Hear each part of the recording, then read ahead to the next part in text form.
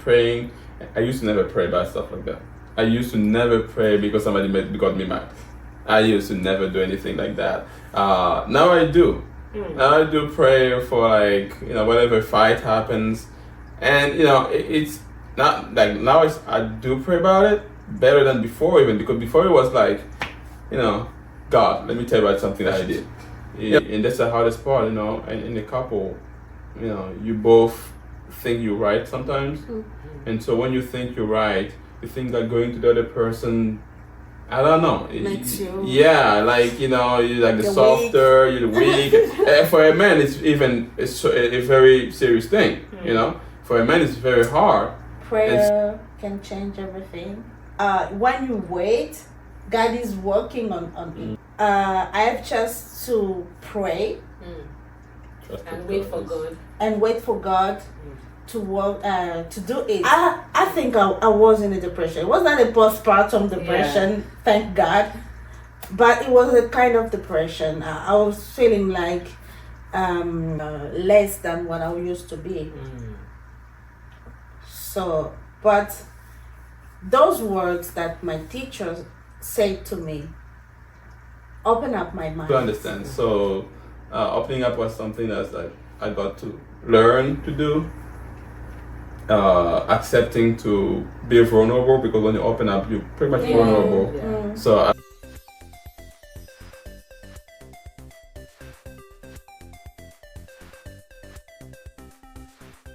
Hi guys, welcome to another edition of Real Marriage Talk. I have a wonderful couple here with me, Cedric and Betty from the Republic of Congo, and I met them in 2021.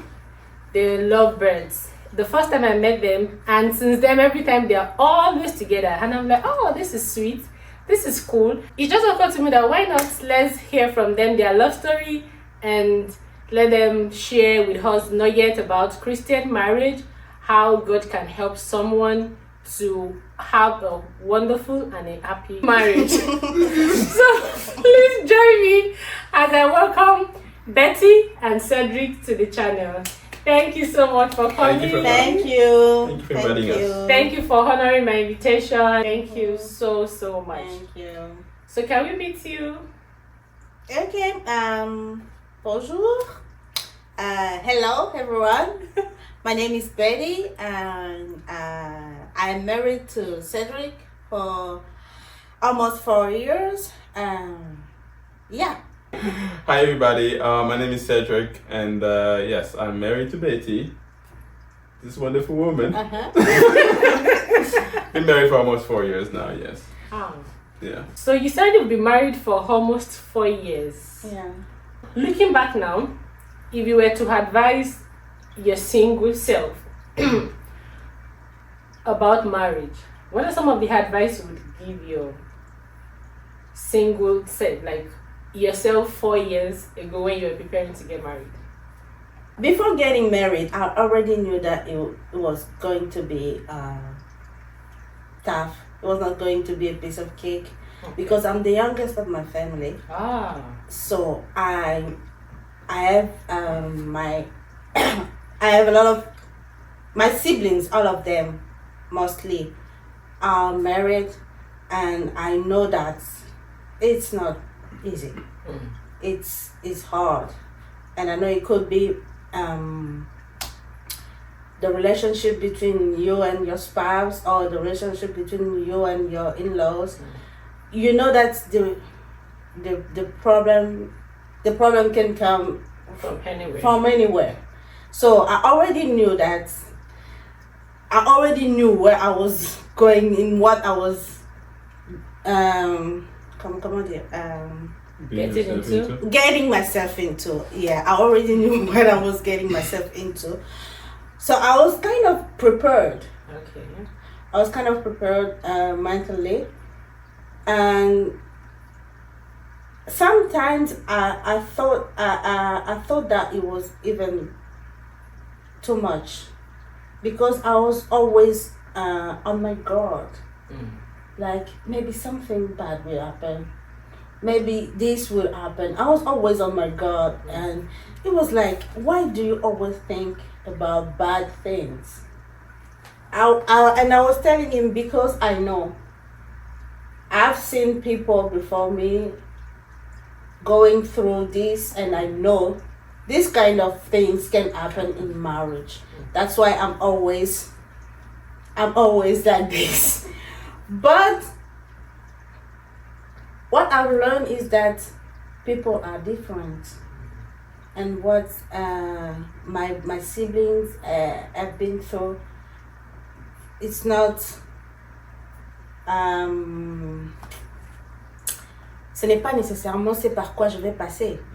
Yeah, it's not necessarily what you. It's not necessarily what I will go through. So yeah, my advice to my younger self is just to stay open, to be open, to be open. I know I got into my marriage avec des idées préconçues. Preconceived ideas? Yeah, with preconceived ideas, like as I was saying, things like this can happen, and I think that it is good in a way, but in another way it could be not good, because you will not see people for what they are, but when you see people you think of problems, you think of issues. You see what I mean? Yeah. Yeah. So that was not good at some point at the beginning of my marriage. What I would say to my younger self is to be open. Everything can happen, but what my siblings have been through is not necessarily what I will go through. Yeah. Yeah. Let's see. What I always said to my younger self. I think in terms of like being prepared for marriage. I mean, you had a lot of examples before. People that I didn't have. I'm the first one. I'm the oldest kid in my family. So I didn't have that. Although I did have a lot of good examples of marriage, people that I've looked up to all my life, people that I talked to about marriage even before getting married, people that I would consider to be my, older brothers, and just some people I met in life that set a good example. But I would still say that you probably were more prepared than I was. I'm more of a, let's go figure it out kind of person, So,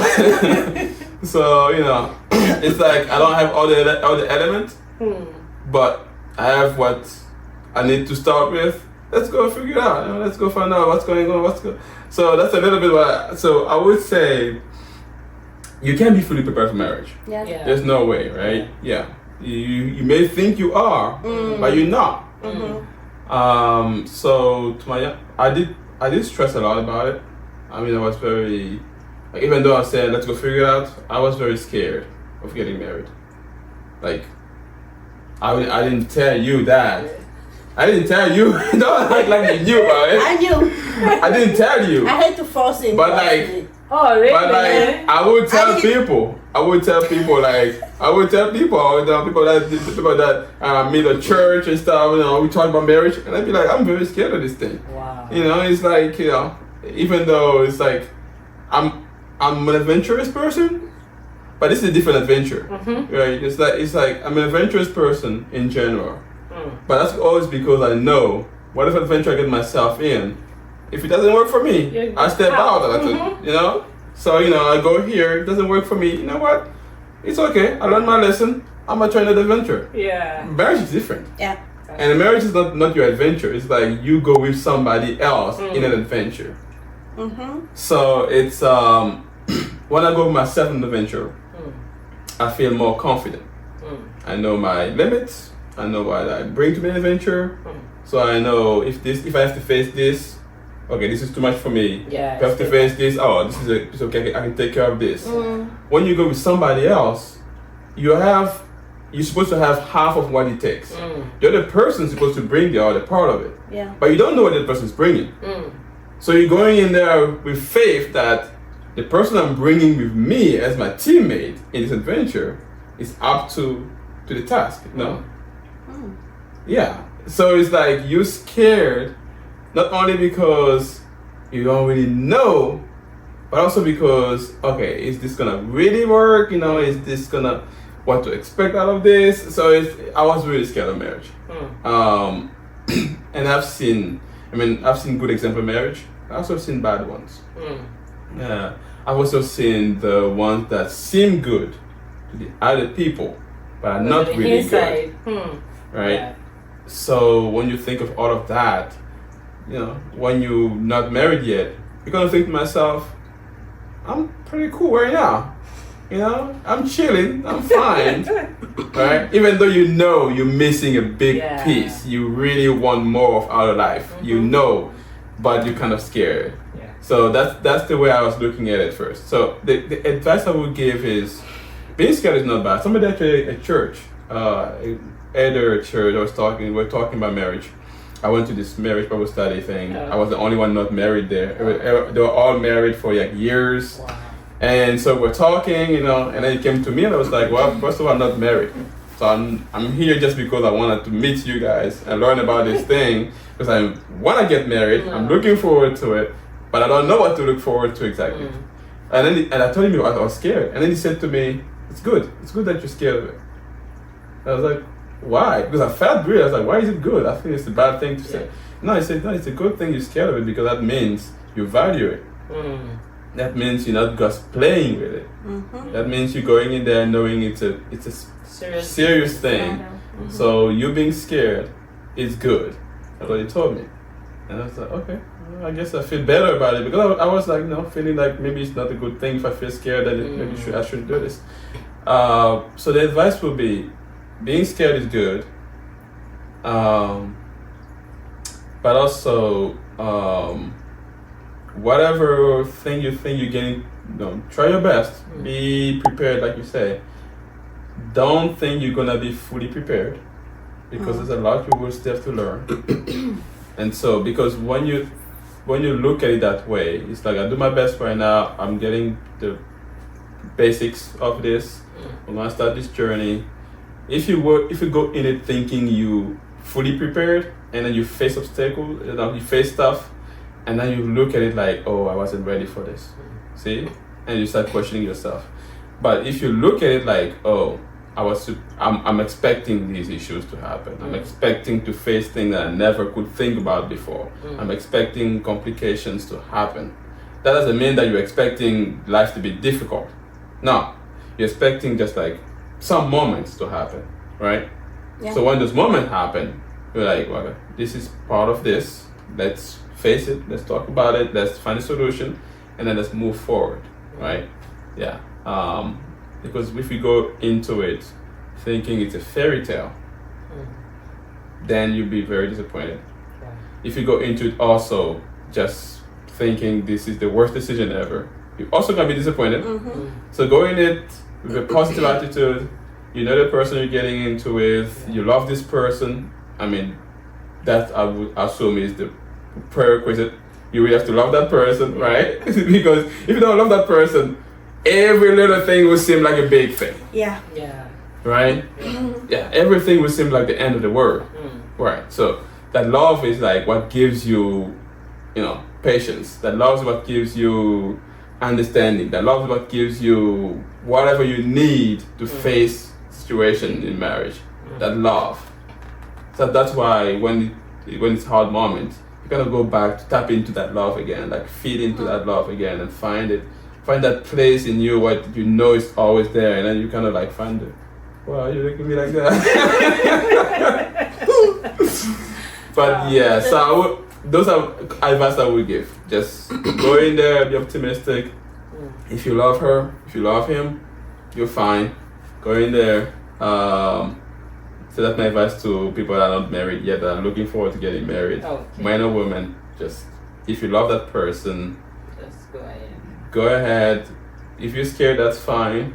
But be optimistic. It's gonna love is not enough. It's not enough. I do agree. There's a lot of things too. but it is definitely a prerequisite. Yeah, I agree. Yeah, I don't think there is something stronger of all the conditions to fulfill other than that. Yeah, before getting in. That's true. That's because true. if there's no love, you can have everything else. It won't. It will break. That's it true. will break. That's true. So. Yeah. Oh, thank you. So has marriage changed you? Yeah. Okay, so do you mind sharing with us ways that marriage has changed you? Yeah, I would say the first and I think the biggest way is to be patient. For me, it was the patience. I was not a kind of patient person growing up. I was, if I want something, I want it now. Or at least I know when I'm going to have it. I was that kind of person. And when this guy asked me, it was like, I'm a student and blah, blah, blah, blah, blah, blah. And I'm like, bro,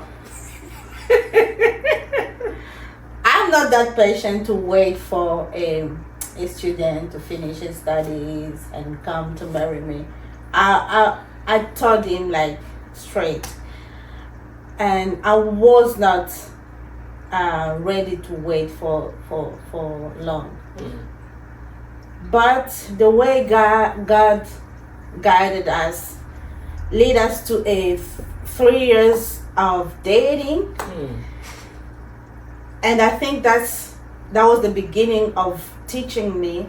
That was the beginning for God of teaching me the patience, because I was like, I was feeling like I was wasting my time, but actually God was preparing me. It was façonner, comment? Building? It was building me.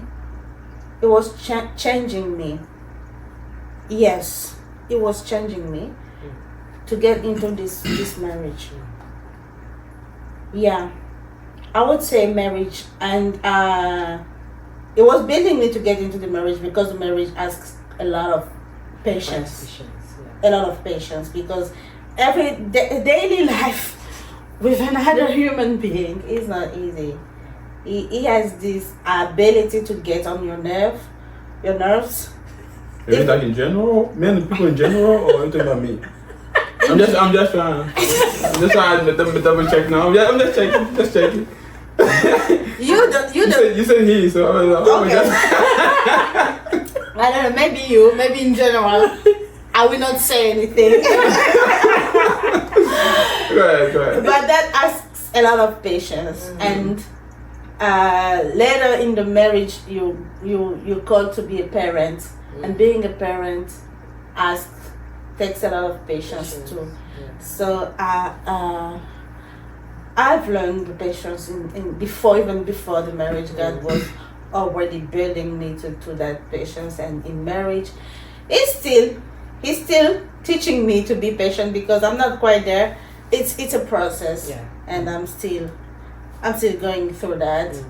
Yeah, but if you ask me the first answer, if you ask me if the marriage changed me, the first answer is always patience. Yeah. Yeah. I would say for me, I mean that's like two very different aspects of us. So for you it's patient, for me it's opening up. Wow. I'm more patient. I'm very patient. He is. That's why I married him. I'm very patient. That's why I married him. I know he was patient, and yeah. But I don't really open up like she does, right? So she can open up, and the way I grew up, being the first kid is also a big factor of this. Yeah, it's like you don't really grow up with like people above yourself. You got your parent. You can just tell your parents everything, right? And so I grew up just learning how to deal with things. Right, find a solution for it. And I was usually, even in my adult life, just alone. We just travel or go somewhere to study or whatever. But I was always alone.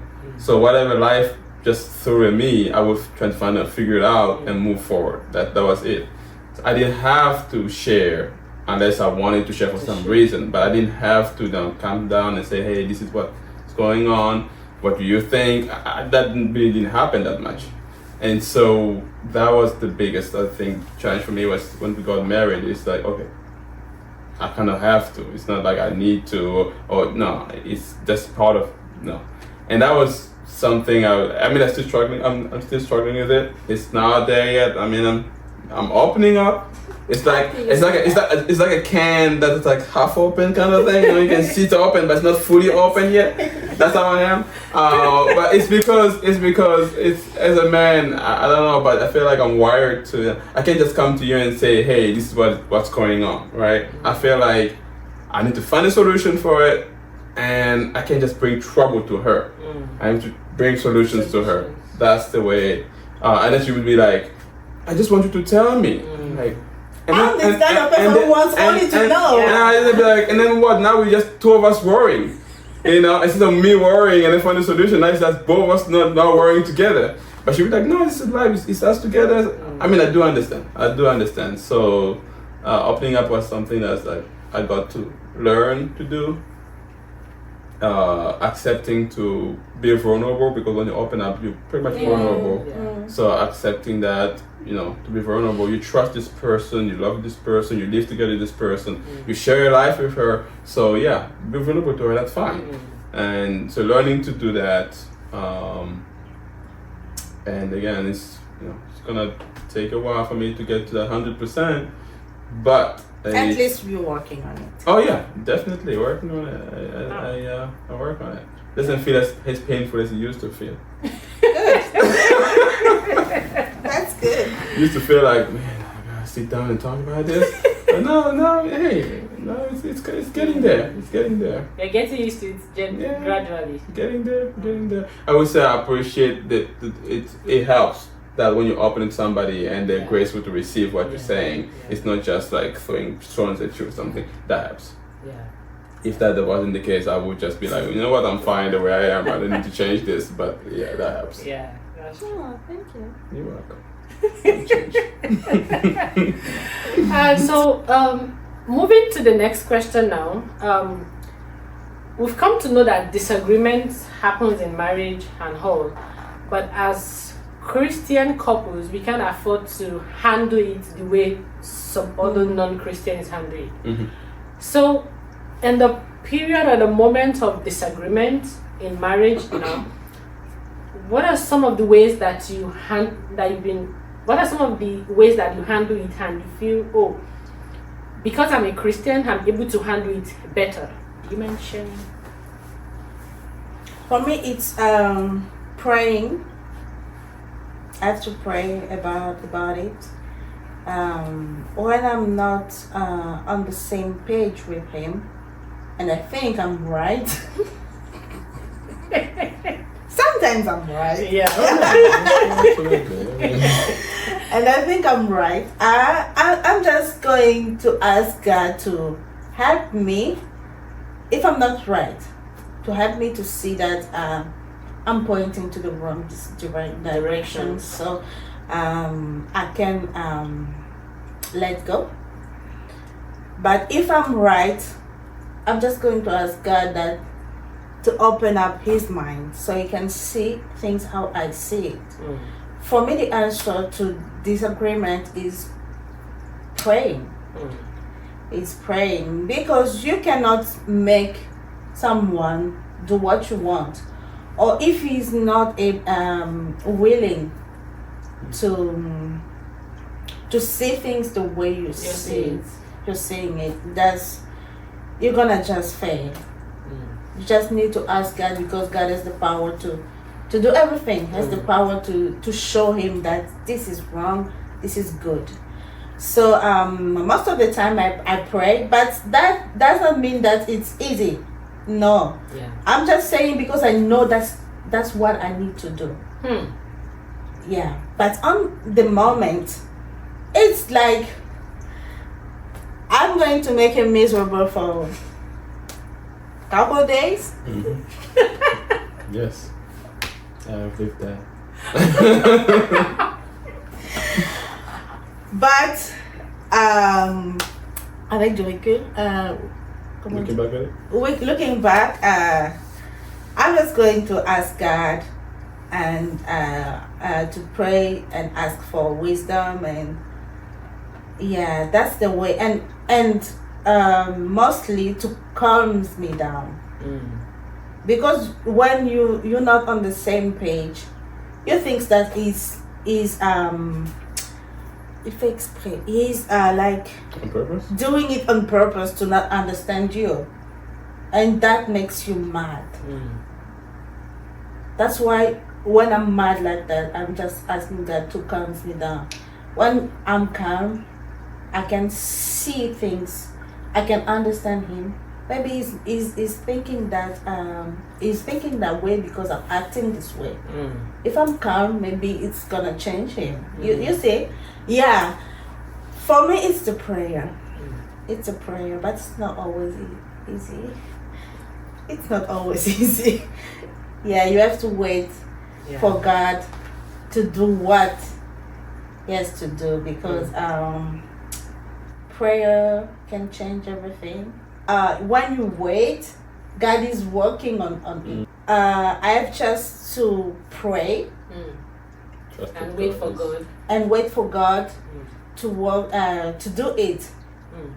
Praying helps. Yeah. And you said something that if you pray, the answer doesn't necessarily come Right at that away. point. Yeah. It doesn't. The situation doesn't change at that point. But the fact that you've prayed calms you down. That I can wait on God because I know it's doing something. It's bring the answers to my prayer. Yeah. Which is good, because sometimes when we have challenges with our spouses, we want right on point. Yeah. But for what you said now, even after praying, we should have that patience to wait on God. And I've talked to God about it, and I know He's gonna do something. He's gonna work it out. Yeah. Thank you for sharing. Yeah, you're welcome. For me, it's like I have to make an effort, even when mad or through that, make a serious effort to look at it through her eyes, like what is her position exactly? Why is she thinking like that? Now there are, unfortunately, this happens now in any relations really. When people get mad, there are other things that make that way to look at it, make it very blurry. You focus on, let's say somebody got mad and said something. That thing is what's in your mind, not the issue really hard. Like, what's the real issue here? It's like the surrounding issues clouds your vision of really what's happening. And so instead of solving the issue, now you're mad not because of the position on it. You're mad because she could have said that in a nicer way. She didn't have to say this way. See, for example, right? Yeah. So that I'm not judging you. I'm not judging you. It's okay. But I think that's like being aware. I'm aware of that, and so whenever I'm mad, I try, and that's about the hardest part for me, is that try to look beyond those little things around and try to look at the real issue here, like what's really going on, right? And like you said, praying. I used to never pray about stuff like that. I used to never pray because somebody got me mad. I used to never do anything like that. Now I do. Now I do pray for whenever fight happens, and it's not like now I do pray about it better than before, even because before it was like, God, let me tell you about something that you did. It's like I'm praying, but it's like I'm really praying. It's like I'm trying to just calm down, so I bring it to Him. Like, this is the situation. So now it's a serious prayer. It's not about me. It's about let us deal with the situation and find the best path forward. Pretty much. I think it's just disagreement will always happen. I think it's very important that each of us be do that self-conscious thing where you work on yourself on the disagreement. So it's you don't look at the other person. It's introspectively you look at, okay, disagreement happened. Did I have to do this out of it? did I have to react like this? Or did I have to say this? Right? Because those things did not help. All they did was make it worse. And now the other person doesn't even try to talk about the situation, solve the situation anymore. Now they're just focusing on that. And so it's like, the way I look at it is like, you look at it as, what do you want? Right? Do you want this to be solved? If you want this to be solved, then what's the best way to approach it? So if you want it to be solved, you can't approach it with brutality. You gotta go with gentleness. You gotta be gracious when you talk to them. So it's like, we tend to look at it as, oh, why do I have to do that? Because she's the one that did something bad, right? We tend to look at it that way. Yeah. Well, you could look at it that way all day if you want and stay mad, or if the issue here was really about, let's say, finances, something about finances, but if that was the issue here, well, you can be mad about the fact that she said something, or if you really have an issue about that finance situation, and that's what you really want to be solved, then you can go to her and say, hey, I'm sorry about what I said, I'm sorry about this, but let's talk about this situation. If you really want to solve that. So you gotta think about it, like, do I just wanna be mad, or do I want this situation to really be solved? And so you gotta look at the bigger picture. And that's like, personally, that's what I try to do in my mind, that exercise of thinking, you know what, I'm mad, yes, but I want this to be solved. I want her to see my point of view. I want her to do this. And so let me find a way to bring it like that. So that could mean that, and that's the hardest part, in a couple, you both think you're right sometimes. And so when you think you're right, you think that going to the other person, I don't know. Makes you. Yeah, like, you're like the softer, you're the weak. For a man, it's a very serious thing, For a man, it's very hard. And so I look at it that way. I'm like looking at it thinking, do I want to just stick with this and feel like I have my pride, or do I want to solve the issue? See? And that helps me kind of like, okay, let me solve the issue. The goal here is to move forward, learn from this, and both be happy. That's the way I look at it, right? And so disagreement will always happen. The way to address them, to face them, that's what matters. That's what matters. Yeah. This is nice, actually, talking about things like this. It's nice because it helps me to see how he's dealing with things when it happens. He never told me that. I'm just learning it right now. And I feel it's nice because he's working on things. Sometimes you don't know, you don't see what is running through the other person's mind. But now that he's saying it, and if something happened, you can now go back to yourself and maybe he's working on it, and it will help you to see things in another way. This is nice. So now I want to ask the last question in this part. You might decide not to answer; it's optional, but it might help one or two person that listens to it. So usually couples have, especially in the first 1 or 2 years of their marriage, they have these peculiar challenges, maybe finances or different things, or in-laws. So, but for you, do you have any peculiar challenge that you faced at the early part of your marriage that if you had not handled it well, crisis could have degenerated into not too good things? So do you mind sharing them with us and how you handle them at those periods? I would say the challenging part for me was coming here in the US. After getting married in the Congo, I had to come back here in the US with him. So that was me quitting my job, leaving my family behind, and coming in a country Well, no, nobody. Hmm.